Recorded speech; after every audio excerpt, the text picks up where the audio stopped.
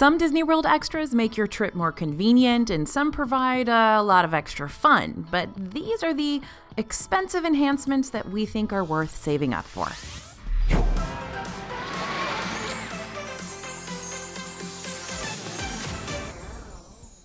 Hey everybody, it's AJ for Disney Food Blog. Today we're talking about the wildly expensive things you can buy in Disney World that won't immediately fill you with buyer's regret. Now, big disclaimer here, a Disney World trip is wildly expensive in and of itself. So we're basing today's list under the impression that the hypothetical guest has already decided the base price of a Disney World vacation is worth the squeeze on their pocketbook. Also keep in mind that different things are going to be worth it to different people. So this is a wide variety of expensive enhancements and extras in Disney World that some of them you're going to look at and say, are you serious? You would actually buy that? And some of them you're going to look at and say, wow, that looks really, really worth the money. One person can think a specialty Disney popcorn bucket is quite a bargain, while another can think it's highway robbery. Perspective is key. We're going to start with room view upgrades. Time to get bougie. If you want to take your resort stay to the next level, consider getting in a room with a view, but not just any view. I'm talking about a view that'll give you a private Magic Kingdom fireworks show from the comfort of your hotel room every single night of your stay, or an incredible view of animals on a savanna every single day. We're going to start with, though, that fireworks view. Theme park view rooms are available at the monorail resorts, but they're going to cost you quite a bit extra to book as compared to your standard view room or even those woods or garden view rooms. So let's compare standard room versus theme park view at Disney's Polynesian Village Resort. If I were to book a 5-night stay for Polynesian Village at the beginning of June 2023 for 2 adults, 2 kids, a standard view room is priced around $660 per night. But if I went ahead and got the theme park view instead, I'm looking at paying more around $955 per night. That's $300 extra per night. But the views are breathtaking, and if you'd rather invest in a private viewing of those fireworks rather than braving the Magic Kingdom crowds, the expense could ultimately be worth it for you, especially if you're celebrating something special or you're only planning on spending a couple nights at the hotel anyways. But if you want to hold off on paying $300 extra per night and you don't mind watching the fireworks with a few more people surrounding you, you can always watch the shows from the resort's beach instead, free of charge. It's going to be the same show. If you'd rather be able to see tons of animals outside your window every morning, giraffes and zebras, ostriches, gazelles, and 30 other species of African wildlife, then you could book a room over at Disney's Animal Kingdom Lodge and have a Savannah View room. Similar to the theme park view rooms, the Savannah View rooms also hike the price of your stay up by a couple $100. But get this, I looked for Savannah rooms around that same beginning of June time period like I did when comparing the Polynesian Village prices, and a Savannah View room here is around the same price as a standard view room at Polynesian. Standard view rooms at Animal Kingdom Lodge fall around $475, and they still have the slight potential of still giving you at least a partial view of a Savannah without the extra price hike. When you're checking into your room online or through the My Disney Experience app, go ahead and put in a request for a partial Savannah View room, or what they call an obstructed view. The resort may not be able to fulfill this request, but if they can, they will. So you may still get to say good morning to the animals without paying hundreds more to do so. But there's not a lot of these rooms, so it's real rare to get one. For me, and in my humble opinion, I think it's worth it to pay the extra for a Savannah View room. It really makes the experience incredible. Next on our list of expensive things in Disney World that are still worth paying for, fireworks from a boat. Isn't this nice? Just you, the Magic Kingdom fireworks, and a cruise across Disney's Seven Seas Lagoon. If you want to see the Magic Kingdom fireworks from a whole new perspective, then you might want to do so by boat. You actually have 2 fireworks cruise options at 2 different price points.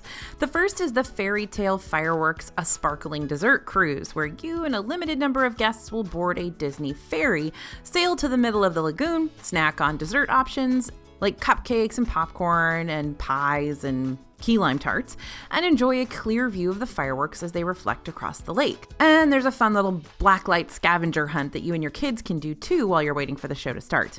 The Fairy Tale Dessert Cruise costs $99 for adults and $69 for kids ages 3 to 9. Now, these are those big Disney ferry boats, so it's not like it's intimate. There's a lot of other people on the boat with you, but it's not like packed out. Now, for a more private fireworks cruise, you can rent a 25-foot pontoon boat for you and up to 9 of your closest friends. On this cruise, you'll be provided a captain and snacks and sodas. The boat is also set up to pipe in the Nighttime Spectacular soundtrack to go along with the show. You can rent a private fireworks cruise at any resort with a marina, including the Contemporary, Polynesian Village Resort, Grand Floridian, Fort Wilderness, Wilderness Lodge, and Yacht and Beach Club. Did you catch that? Yacht and Beach Club has a private fireworks cruise too, meaning you can see the Epcot fireworks by using this service. While the Magic Kingdom fireworks cruises take you to the middle of Seven Seas Lagoon and Bay Lake to see the fireworks, but not the castle projections, the Epcot cruises will take you under the International Gateway Bridge where you can see the projections, as well as see all the hydro and pyrotechnics that go along with the show. It's very, very cool. Both cruise types start at $3.99, and if you're wanting to plus up the experience for a birthday or celebration, you can request banners and balloons for no extra charge. Just make sure to put in the request when booking the reservation. If you like the idea of taking a boat across Disney waters, but the fireworks cruise price tags are kind of intimidating, there are cheaper options you can get on a first-come, first-served basis during the day. You're not going to be able to see the fireworks because they don't let you take them out when it's dark. The resort marinas rent out their Sun Tracker pontoon boats that can hold up to 10 passengers for $45 per half hour. And for an even cheaper option, you can rent kayaks and canoes from the Bike Barn at Disney's Fort Wilderness for just $13 per hour. Now it's time to talk about character meals. This is a different kind of pricey meal. It's a pricey meal that your kids are gonna love and you might love too, and you're gonna save so much time doing. Okay, character dining brings popular Disney characters right up to your table during your meal so that you don't have to wait in a forever long line inside the parks to meet them later on. That's the key reason why this makes sense. But here's the thing, there are so many different character meals to choose from, and with them all pretty much ranging around $59 per adult for a price, you'll probably just want to stick with one during your time in Disney. So here I am bringing you the options your younger kids are probably going to get the biggest kick out of. Chef Mickey's is a super popular character meal. This is at Disney's Contemporary Resort, which is within walking distance of Magic Kingdom. That's going to give you a chance to meet all 5 of the Fab Five, which includes Mickey, Minnie, Pluto, Donald, and Goofy. And the energy stays high at this restaurant, providing tons of dining room parades, sing-alongs, and napkin twirling aplenty. Garden Grill at Epcot is set in a slow-rotating circular dining room, and the dining room setup is very small, meaning characters can easily circle around and visit your table multiple times during your meal. If you go to Chef Mickey's, you're probably only going to meet those characters once before they want to turn those tables. But Garden Grill, I'll usually meet those characters 3 or 4 times when we're there. So be prepared to see a lot of Mickey, Pluto, and Chip and Dale. Crystal Palace at Magic Kingdom is a buffet where you can meet your favorite pals from the 100-acre wood, including Pooh Bear, Piglet, Tigger, and Eeyore. By the way, quick money-saving tip for you. If your main priority is meeting the characters at these restaurants, then try booking a reservation for breakfast if it's available. Breakfast is going to be a lot cheaper than lunch and dinner, costing around $45 per person instead of $59, so that can add up. Now, there are lots of other character meals in Disney World. Akershus is back where you can meet a bunch of princesses. You've got that Disney Junior character meal over in Hollywood Studios at Hollywood and Vine. Lots of places to meet a variety of characters. So if you want to see every character meal available in Disney World so you can do a little comparison yourself, we've got an extensive post covering all things character dining on the DFB website. I'll link the post for you in the description below and you can check it out later. Next, it's time to make your poolside afternoon even more relaxing and way less people-y. We're going to talk about private cabanas. Private cabanas are available at select Disney World resorts. Disney's Contemporary, Yacht and Beach, Grand Floridian, and the Disney water parks have a few different levels of cabanas and private areas too. Blizzard Beach and Typhoon Lagoon each have a couple of options. Now, cabanas across the board typically have similar offerings. They give you comfy lounge chairs, plenty of shade, refreshments, ceiling fans, TVs, refrigerators, but they can also have unique features too. The Contemporary cabanas come with Bluetooth speakers. Grand Floridian and Yacht and Beach Club's cabanas have direct cast member service for specific poolside requests like restocking the mini fridge or getting extra towels. The resort-specific cabanas cost around $180 for a half-day rental and near $265 for a full-day rental. Now, if you compare this to how much you're going to spend to go to a character meal for your family, we're in about the same price range, so this could be very, very worth it. But you're looking at paying even more for rentals over at the water parks. Over at Blizzard Beach, you're not really paying for a cabana, but more so a private deck that can fit up to 10 guests. The polar patios range in price between $225 and $350, and that's subject to change based on demand. With these patios, you'll not only receive similar perks that you would get with a resort cabana, but you'll also get a souvenir refillable mug that'll give you free fountain drinks for the rest of your water park day. And that price is for all day. It's not just for a half day. When Typhoon Lagoon is open, you can book a beachcomber shack for around $225 to $300. The most expensive Premium Plus shack comes with an additional dining table, mini fridge, flat screen TV, fan, and 4 electrical outlets. Though these cabanas, shacks, and patios can be awfully nice, if you're simply looking for a poolside seat, you'll have plenty of free options to choose from at the water parks and resorts. But I will say, if you're going to a water park on a very busy day, these options can provide a little bit of respite and a little bit lower anxiety of, are we going to find a place to sit? The water parks also offer umbrella rentals that you can put up wherever you decide to settle in for $40 for the entire day. You're not going to get any special cast member attention or TV privileges or anything, but you'll still be able to lounge back and protect yourself from the sun. Let's talk park hopping next. Park hoppers, aka the single park ticket add-on that'll give you the ability to visit multiple Disney parks in one day, have gotten quite the reputation lately. Ever since they returned in 2021 after being MIA most of 2020, park hoppers have been changing up the rules. For starters, instead of being able to park hop at whatever time you want to, you gotta wait until 2 p.m. rolls around before you're allowed to jump on over to your second park of the day. And just recently, park hoppers switched from being a set price of $65 per person to being surge priced with a starting cost of $65 per person, and the final cost is gonna depend on demand. But even with these extra changes that we're trying to adjust to, park hoppers can still be extremely useful during a Disney trip. I personally don't go to Disney World without a park hopper. For starters, if you only have a limited amount of time in Disney because you plan on visiting other Orlando tourist spots or you're in the area and not staying solely inside the Disney bubble, then a park hopper will give you the chance to potentially see all 4 parks within a day or two. Granted, your time in each of those parks will be shorter than if you were planning a full day in each, but you should still be able to hit up your priority attractions, hopefully. Also, if there are certain parks that there's just not as much that you want to do in, then it's easier to be able to stay there for an hour or two and spend the rest of the day in a park that has more to offer for you and your family. Park hoppers can also be super useful when the park you're currently in has to close early. For example, Disney's Animal Kingdom closes earlier than the other 3 parks and doesn't feature a nighttime spectacular. So if you were to hang out there till park close, which is normally around 8 p.m., you could technically still hop over to one of the other parks to catch their nighttime spectacular or get in line for more rides, because sometimes Magic Kingdom doesn't close till midnight. Magic Kingdom also has the potential to close early, though, at 6 p.m. when one of their after-hours holiday parties is going to take place. And if that's the case, just jump on the monorail and head over to Epcot, or take a bus to Hollywood Studios to finish out the night. No need to call it quits early when you haven't even had supper yet, right?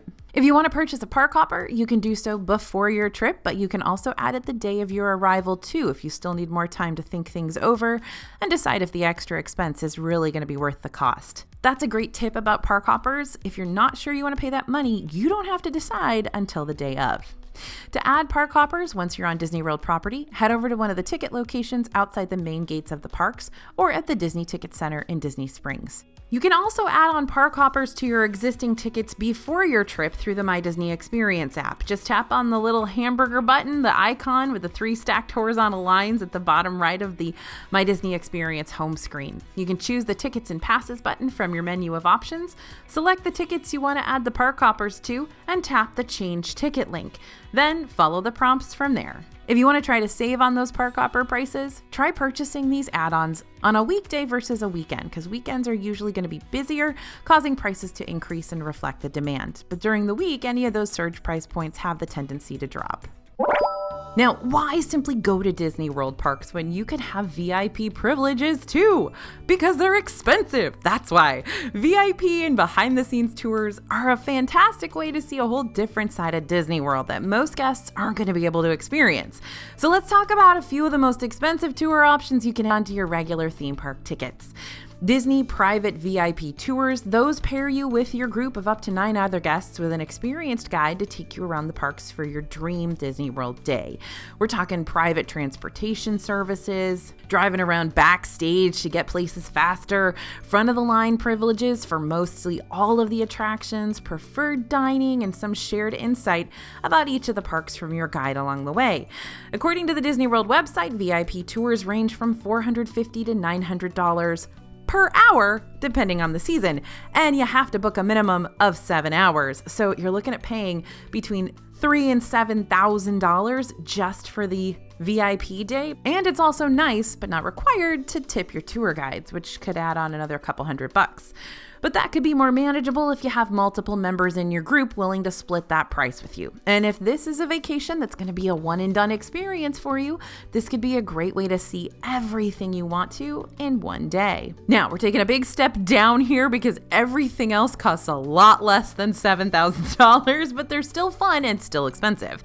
Wild Africa Trek at Disney's Animal Kingdom is also a guided VIP tour, but this time you're going into the heart of Animal Kingdom's Safi River Valley, which is where you'll have the chance to see wildlife like giraffes and rhinos, hippos, and crocodiles. Whenever I say giraffes, I feel weird because I know that the plural of giraffe is giraffe, but I know that some people say giraffes and it sounds weird, so let me know in the comments what you want me to say, giraffe or giraffes. We got to figure this out.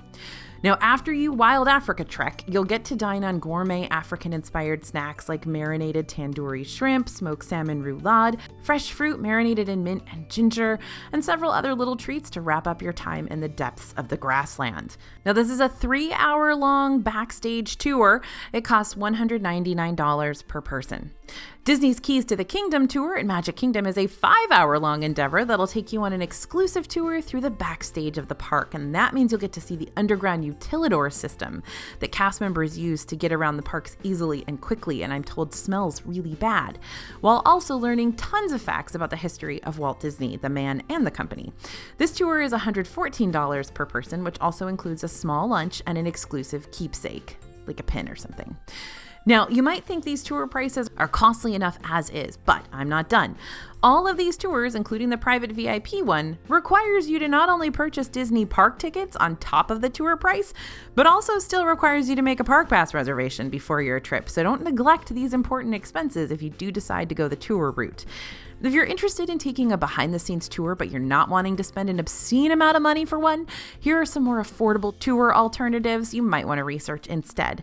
The Behind the Seeds tour at Epcot takes you through the Living with the Land greenhouses. It costs $35 per person and is a true delight. Caring for Giants at Disney's Animal Kingdom gives you a front row look at the park's African elephants. There's also a rhino tour, which is super, super fun. And Starlight Safari at Disney's Animal Kingdom Lodge. That lets you ride around the resort's private savannah at night while using night vision goggles to get a better view of the animals living on the grounds. This tour is still a little on the pricier side, especially if you have multiple people in your group. It's $89 per person, but you don't have to worry about purchasing a park ticket on top of that. So there's that.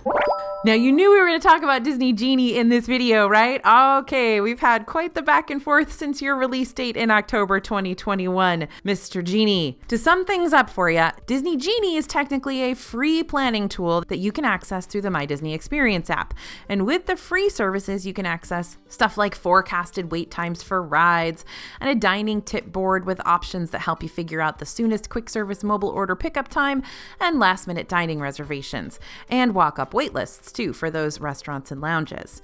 Disney Genie also has several other features that could actually do you some good at no extra cost. But what we're talking about today is the premium side of Disney Genie Plus, and those individual lightning lanes. Both surge-priced services give guests the option to book lightning lanes, which basically allow you to bypass the main queues for your favorite rides and wait in a shorter line for their Disney day. The big difference between the two services is that Genie Plus is priced per person per day and gives you lightning lane access to over 40 different attractions, which you can reserve one at a time, while individual lightning lanes, ILS, I don't know why they why did they name it something that we would have to shorten to ill, right?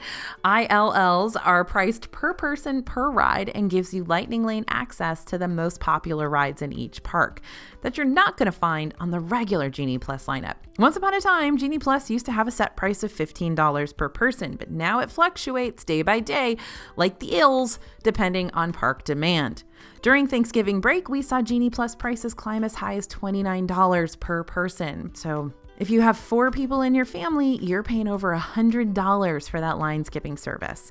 Individual Lightning Lanes spiked around then too, with the most expensive being Rise of the Resistance in Disney's Hollywood Studios, which went up to $25 per person per ride. So let me put that into perspective for you. If a family of 4 visits a park like Hollywood Studios around peak season and decides to invest in both Genie Plus and a Rise of the Resistance individual Lightning Lane, you're talking about an extra $216 for a family of 4. $216 is like a really nice family meal in Disney World, or a date night, or it could even be another night in the hotel.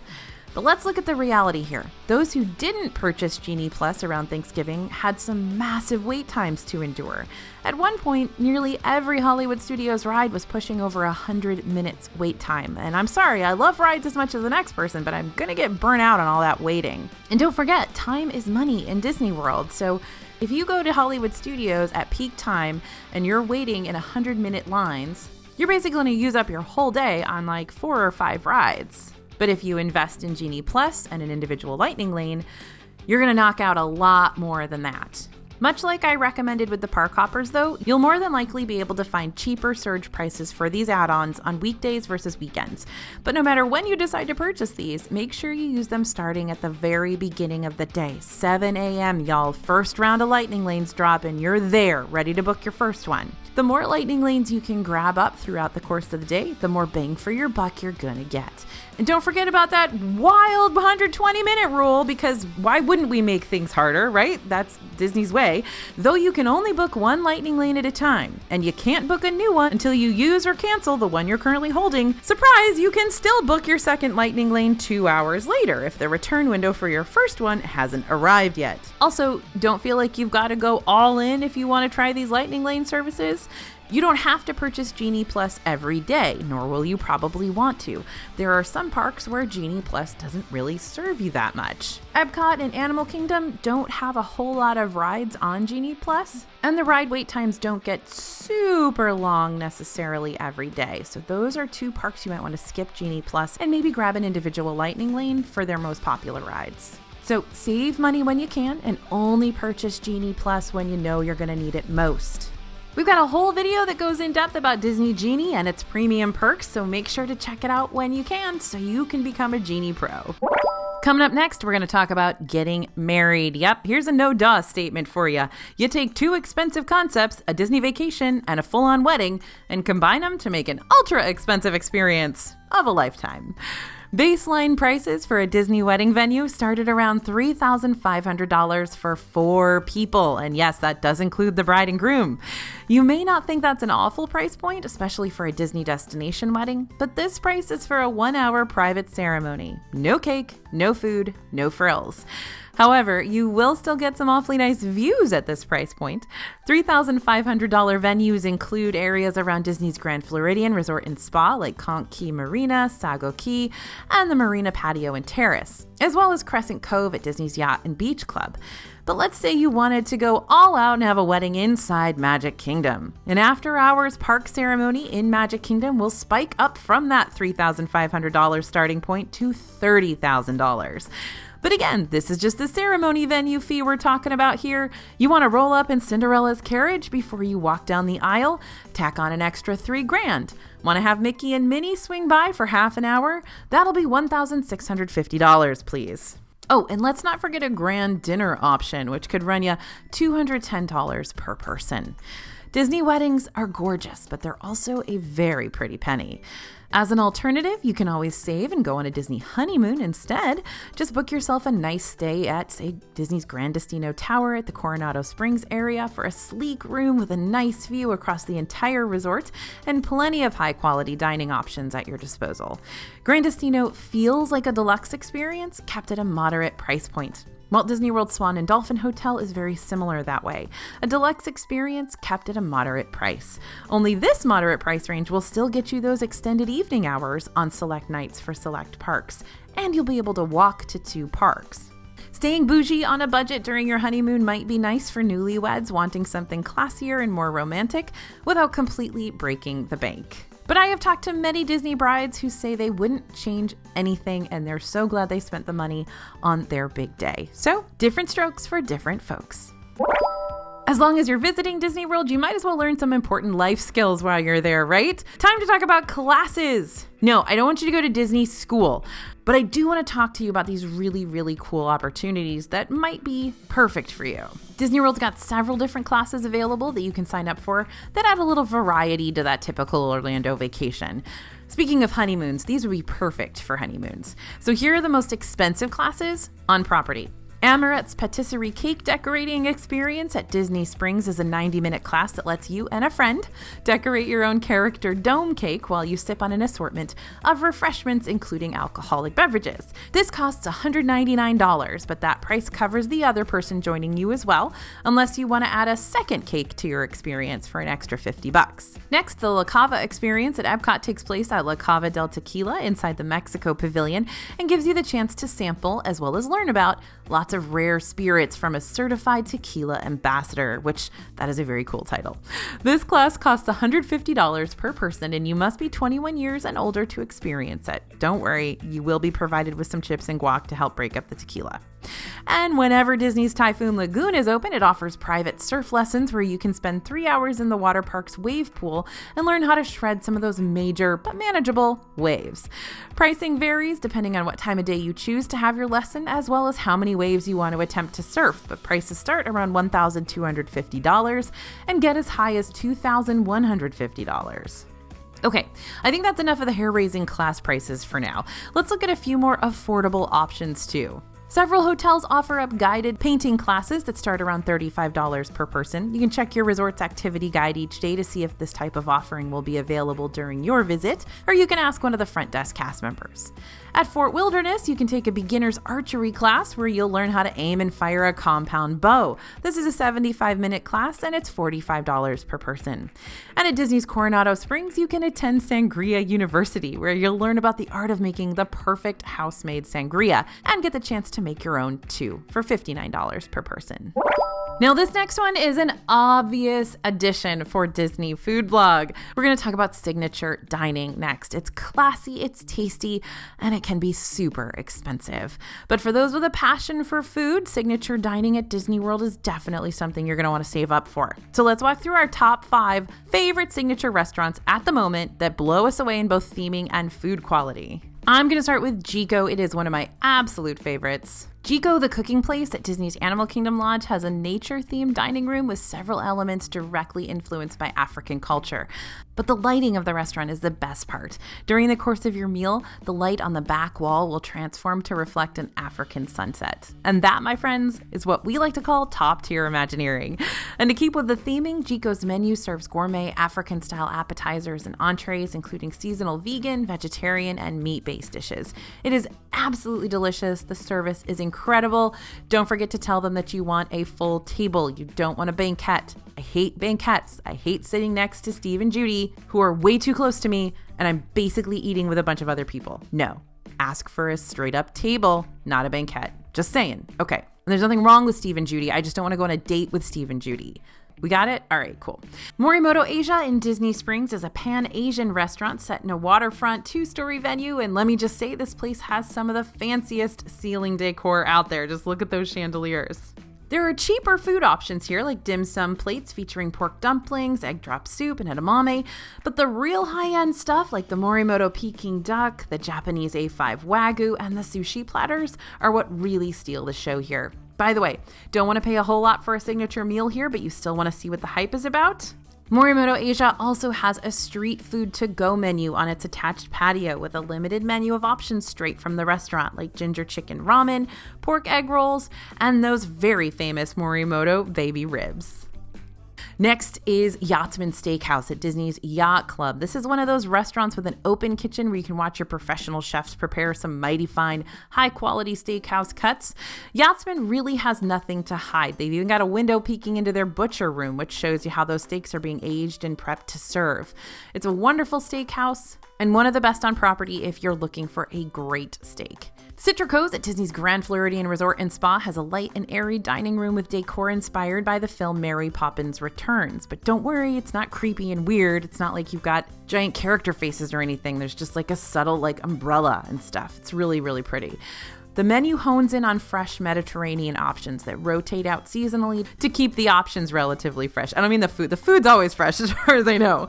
But expect new seafood plates and creative risottos with each visit. I do love the risotto at this location. California Grill at Disney's Contemporary Resort is located on the 15th floor of that hotel and gives guests direct access to their outdoor balcony, which is a beautiful view of the nightly Magic Kingdom fireworks. The prefix menu here has 50th anniversary inspired offerings, including the house-made artisan-style duck l'orange pizza, the Florida blue crab bisque, the oak-fired filet of beef, and the 5 Magical Bites dessert platter. Now, if you're not a prefix menu person, skip this because it is totally prefix and you can't switch it out. And Bria didn't add Le Cellier Steakhouse onto this list, but I'm going to add it because it's one of my very, very favorite places to eat. And maybe that's because I'm originally an early 2000s Disney fan, and that was like the most popular restaurant on property way back then. But I still love Le Cellier. I think it's cozy. I think it's comfortable. Again, don't get a banquette, but I do love the majority of their food. I like the poutine. I like the risotto. The steaks are great. So that's one of my favorite spots too. I'll add that in here. She also wants me to tell you about Hollywood Brown Derby. She thinks that's a great place too. It is great. It's fine. Not my favorite, but definitely a favorite of a lot of folks here on the DFB team. That's over in Hollywood Studios. But let's take things one step further because there are more expensive dining options for you to choose from on Disney World property. And although these restaurants are labeled as signature dining, it's hard to group them in the same category because you're not just eating a meal here. You're getting a multi-hour, once-in-a-lifetime dining experience that you're going to have to pull out your nice clothes for. Epcot's got 2 of these right now. Monsieur Paul restaurant in the France Pavilion and Takumi Te in the Japan Pavilion that just reopened. Both of these just reopened. Monsieur Paul is a quiet, classy, and oh-so-romantic restaurant that starts each meal off with a glass of champagne, if you're of legal drinking age, and rolls right into a 5-course dinner with the gastronomic meal of the French. This includes grilled beef tenderloin, escargot, rack of lamb, sea bass, and puff pastry, and thin apple tarts with almond cream. It costs $195 per person. Takumi Te is inspired by Japan's natural beauty, where guests will be seated in one of 5 rooms inspired by a natural element: water, wood, earth, stone, or washi paper, because that makes sense. Prefix prices from Takumi Te start at $150 if you want to take the plant-based route, but hike up to $250 per person if you'd rather experience the omnivore options. And then you've got the most expensive and sophisticated restaurant in Walt Disney World, Victoria and Albert's at Disney's Grand Floridian Resort and Spa. V&A's is a AAA 5-diamond rated restaurant that provides one of the most exclusive dining experiences, not just in Disney World, but in all of Florida. While dining here, you're going to be served options from the ever-changing chef's degustation menu, which allows guests to choose whether they want to dine on 8 or 12 courses. So why do I call the menu ever-changing? Well, because it adapts to your specific dining preferences. Guests receive personalized menus that the restaurant will prepare about a week prior to your reservation. All you'll need to do ahead of time is let them know about any of your particular allergies, your likes or dislikes, so that the menu can be adjusted to your specific tastes. Are you going to get to choose your specific food? No, but if you say, hey, I really don't like fish, then they won't give you any fish. The prefix menu has a starting price of $295. Yep, that's the starting price. But you can also add wine pairings for an extra $150 or 0 proof pairings for an extra $110. But let's say you wanted to go even deeper into the fine dining matrix and spend more money for more exclusivity. The Queen Victoria room is even more secluded from the rest of the restaurant. We're talking you're sitting behind frosted doors so you can pretend it's just you and your group there, no one else. Except there are like 2 tables, so there may be other people. The Queen Victoria room comes with a fireplace and fine European decor.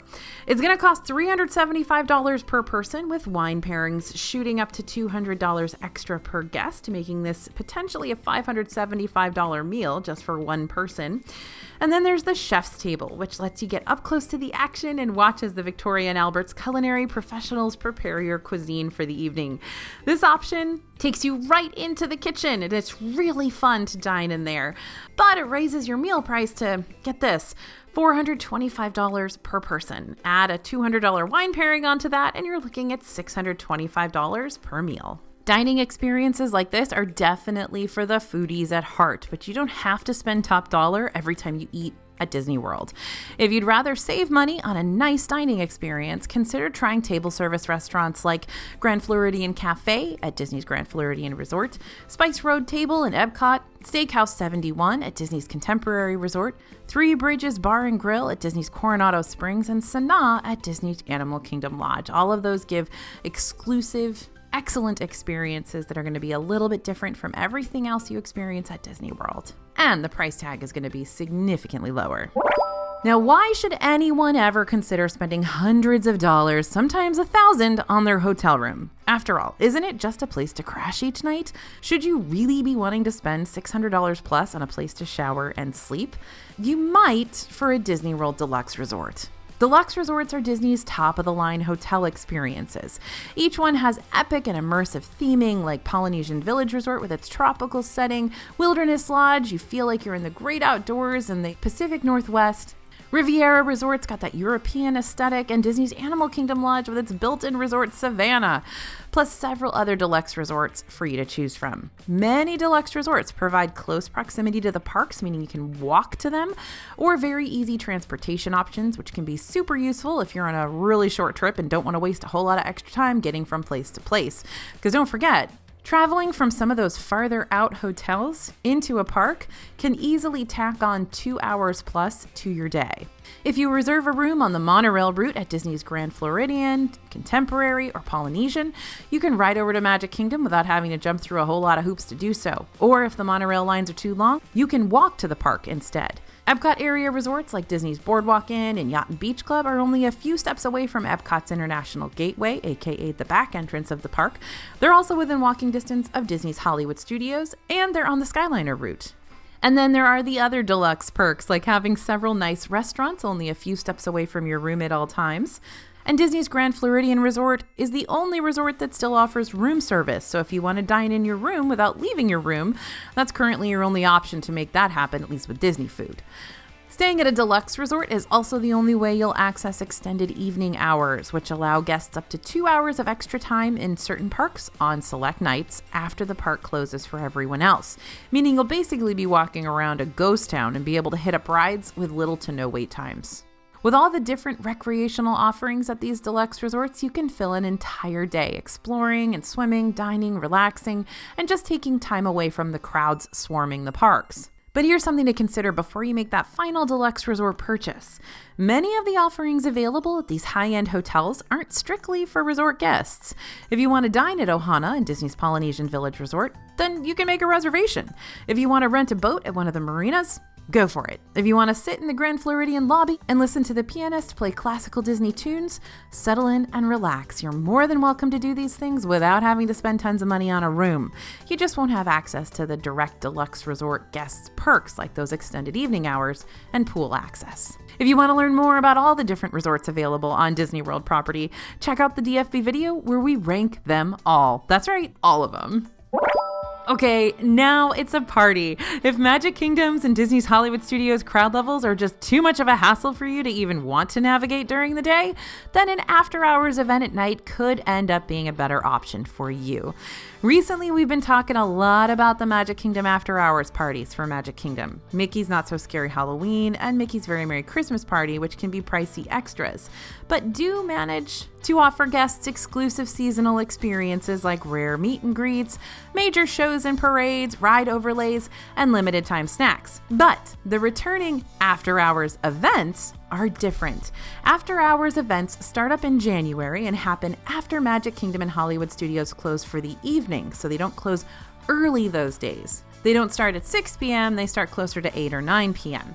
Though much like the holiday parties will let you into the parks 3 hours before the party begins, after hours will let you arrive as early as 7 p.m. if you only bought an after hours ticket and didn't buy a regular park ticket that day, which means you might be able to get an extra couple hours in the parks.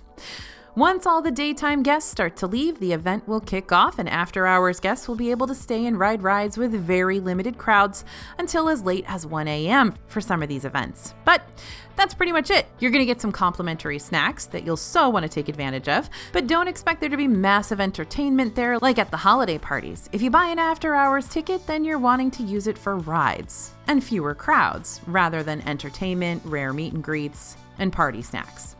The big catch here, though, is the price. Essentially, you're paying for 6 hours of park time for about the same price you'll pay for a full single-day ticket. Prices for the after-hours events range between $135 and $159 per person, so kinda pricey. However, if you really are coming to these parks to prioritize the rides above everything else, then this after-hours event can help you bypass the massive lines without having to worry about planning your day around the all-seeing Genie Plus and its Sacred Lightning Lane service. But let's not forget the other way you could potentially bypass the lines outside the regular ride hours. We already talked earlier about extended evening hours for those deluxe resort guests, but all hotel guests, regardless of where you're staying, a value, moderate, or deluxe, or even select Good Neighbor Hotel, will give you the early theme park entry benefit. And this gets you into any park on any day 30 minutes before the park's officially open for everyone else. This is a great way to either A, get in line for those mega rides before their wait times get out of hand as the day goes on, or B, hit up 2 to 3 other rides that are still popular but maybe not as popular as those A-listers, because these less popular rides will practically be walk-ons during that early morning entry. This next one is probably the most controversial of everything in this video. We're talking about Galactic Starcruiser. That's right, the Star Wars hotel. Disney's Galactic Starcruiser is more than just your average Disney resort. It's a 2-day immersive experience where you're thrown into your very own choose-your-own-adventure Star Wars storyline. Think of this experience more like a cruise ship on land rather than a resort. During this time, you're going to get all-inclusive meals, a chance to skip to the front of the ride lines in Galaxy's Edge at Hollywood Studios, several interactive games and character interactions, and a place to sleep. But literally, that's the bare bones of it. We do have a couple of full Starcruiser videos on our channel if you'd like to learn more. And the big kicker here is the price, which is about $6,000 per room. So if you want to do something like this, you're going to want to make sure this experience is best suited for the people you're traveling with, because Starcruiser isn't for everyone. If you're looking for a Disney experience where you've got to do some major role-playing to unlock storylines, then think of this as the ultimate space-themed live-action role-play or escape room. You don't have to directly participate in everything going on to still be a part of the fun, but the big reason you come here is to be a part of it. So the $6,000 price tag may not be as justifiable if you don't plan to really take advantage of the different offerings. Also consider that you can go on an actual Disney cruise for potentially a whole lot less, even sometimes under $2,000 for a 3-day excursion, depending on what time of year you decide to sail. But again, a Disney cruise isn't going to drop you into your own Star Wars adventure where you're the main character. In a way, the Starcruiser can still be a potentially better deal for some, especially when you consider other resort stays on property that are around the same price or more. Take the bungalows over at Disney's Polynesian Village Resort, for instance. The Bora Bora bungalows sit atop the Seven Seas Lagoon and have a beautiful distant view of Cinderella Castle. You'll have a private deck and a plunge pool, a full kitchen, living area, multiple bedrooms, 2 bathrooms, and enough room to sleep up to 8 guests. But prices for these bungalows are going to range between $3,000 and $5,000 per night, depending on when you're visiting. And they're not going to give you all-inclusive food or this huge adventure storyline to play out, or a day in Hollywood Studios, complete with lightning lanes. So I'm not saying one is definitely more worth it than the other, it just depends on what you're wanting to get out of your vacation. Do you want something more relaxing, lounging, and tropical, or do you want to be thrown into an epic choose-your-own-adventure in space? Different strokes for different folks, but everybody who's complaining about how expensive the Galactic Starcruiser is maybe isn't thinking that there are other options in Disney World that are just as pricey. Disney did, however, drop its first Galactic Starcruiser discount in November. DVC members, those are Disney Vacation Club members, can save 30% using their vacation points. Though this discount isn't going to impact most travelers, that doesn't mean Disney won't release more discounts in the future. Just keep checking back with the Disney World special offers, deals, and discounts page on their website, or sign up for our DFB newsletter for the latest Disney news and savings updates to be sent straight to your email. And that is really important because Disney's discounts do sell out. And another very controversial one is next. We're going to talk about Bibbidi Bobbidi Boutique. How cool would it be to be transformed into a Disney princess after just one quick afternoon makeover? Inside the Magic Kingdom's Bibbidi Bobbidi Boutique, your child, who falls into the 3 to 12 year age range, will be granted their very own fairy godmother and given the royal treatment. There are 5 different packages you can choose from, but the most involved and expensive option is the Deluxe Castle package. This includes a new hairdo, glitter makeup, and a face gem, a necklace, sash, cinch sack, and other matching accessories, nail polish, and a Disney princess gown with character options including, but not limited to, Anna, Belle, Tiana, Rapunzel, and Tinkerbell. Yes, I know Tink isn't a princess. I don't know what to tell you. This package starts at $229.95, which is a steep price to play dress up for your kids. But the experience can be pretty magical, especially for the kids out there who dream about waking up one day and finding out they're actually part of a royal family. You can pick cheaper packages with fewer offerings, like the Castle package, which doesn't have as many accessories to choose from, but drops the price to $199 instead. Or if you choose the Carriage package, which will give your kid a makeover but not include the dress, the price drops to $99.95 instead. You can always buy an official princess dress ahead of your trip on the Shop Disney website instead, and for a potentially discounted rate. Or get her some Jasmine pajamas at Target and call it a day. However, if you truly want to save on the whole makeover, or your kid likes the idea of getting all dolled up but doesn't really want anyone messing with their hair for a long period of time, what you can do instead is ask to be pixie dusted over at Sir Mickey's gift shop for free. Just look for a fairy godmother cast member holding a wand and ask for a little pixie dust magic. You get to make a wish and be glitterified right there in the store. And yes, all you adults out there, you can do this too. All in all, Bibbidi Bobbidi Boutique can be very expensive, and that money can be used to literally spend another night in a hotel or buy a meal for your whole family. But it is one of those once-in-a-lifetime experiences that makes you remember your kid isn't going to be young forever, so the price could be worth the plethora of memories and pictures. One final important thought for you. You don't have to spend a whole lot of extra dough like we've been talking about today to still have a fun-filled Disney World vacation. Like we said at the top of this video, Disney World in and of itself is wildly expensive. And we post tons of saving tips on our website, in our digital guides from dfbstore.com, social media accounts, and right here on YouTube. So keep checking back with us for not just the bougie stuff, but also the major savings advice that have helped so many guests save thousands and thousands of dollars on their Disney World trips in the past. Subscribe to the channel now if you're not already subscribed. It's worth it. Thanks for listening, everyone, and thanks for watching. As always, this is AJ for Disney Food Blog, and we'll see you real soon.